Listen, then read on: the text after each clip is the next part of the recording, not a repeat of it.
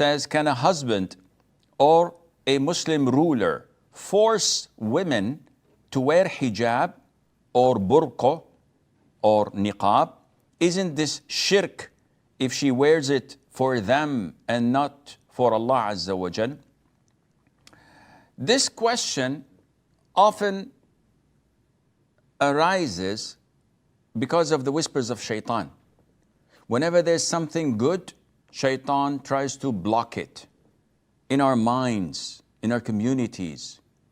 Now, the things that a husband who is a person of authority over his wife and children, whether they like it or not, this is Islam, this is Sharia law.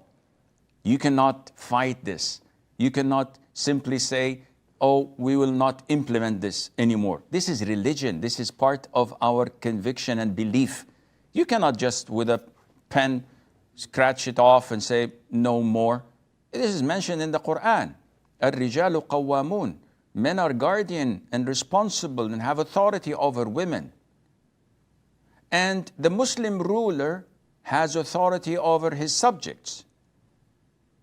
And Allah ordered us to obey Allah and to obey the Prophet and those of authority among us. وَأَطِيعُوا اللَّهَ وَأَطِيعُوا الرَّسُولَ وَأُولِي الْأَمْرِ مِنكُمْ. So now when we come to a man and his husband, a man and his wife, if the wife is ordered by her husband to change things that her conviction is mandatory to do or prohibited to do in her conviction, she must not obey her husband. So it's an issue of dispute. If the woman says, I believe that it is mandatory upon me to give zakat on my gold and silver jewelries, and the husband's conviction is that no, as long as you wear it, it's not mandatory, as a lot of the schools of thought say.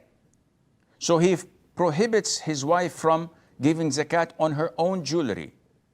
In this case, we say, you must not obey him. You must disobey him because you're obeying Allah Azza wa Jal. And this is none of his rights to intervene in. This is your wealth. This is your money. If you want to invest it, he has no right to stop you because it's your wealth.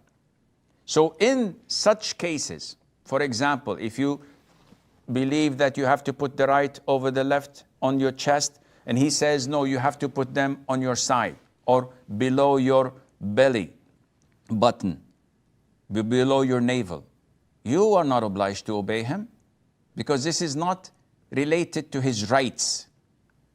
So whatever is related to his rights, you have to obey him. Such as, he orders you not to go and visit your sick mother. It is his God-given right not to leave the house without his permission. He's sinful, he's wrong, Allah will punish him.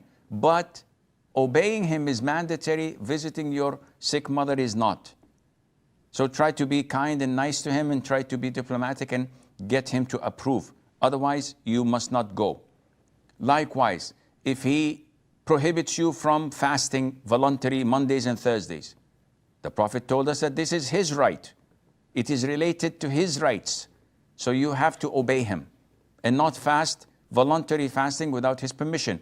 Likewise, if a woman wants to go to make Umrah, which is voluntary, or perform Hajj, which is voluntary, it is prohibited for her to do so without his permission. This is related to his rights. Now, when we come to niqab or hijab or burqa, it's the same thing. Even if she doesn't believe that covering the face is mandatory, no scholar on earth says that covering it is prohibited. They all say it's recommended or permissible, the least. But no one says it's prohibited. So because it is not a prohibited thing, or he's not ordering you to do an innovation, rather it saves his own honor and reputation. Because without any doubt, when a man's wife goes uncovered, he is ashamed of that. So it is a must upon a woman to obey her husband if he tells her to cover her face. even if she does not believe it's mandatory, yet it is obligatory upon her to obey him. And likewise, it's the duty of the Muslim ruler to enforce Sharia, to implement Sharia, because Allah Azza wa Jal put him in that position to do so, to rule with what Allah has revealed in the Quran and the Prophet taught us, alayhi salatu wasalam. To refrain from doing this and allow people to do whatever they want and allow sins to be widely spread, he is accountable and sinful for that.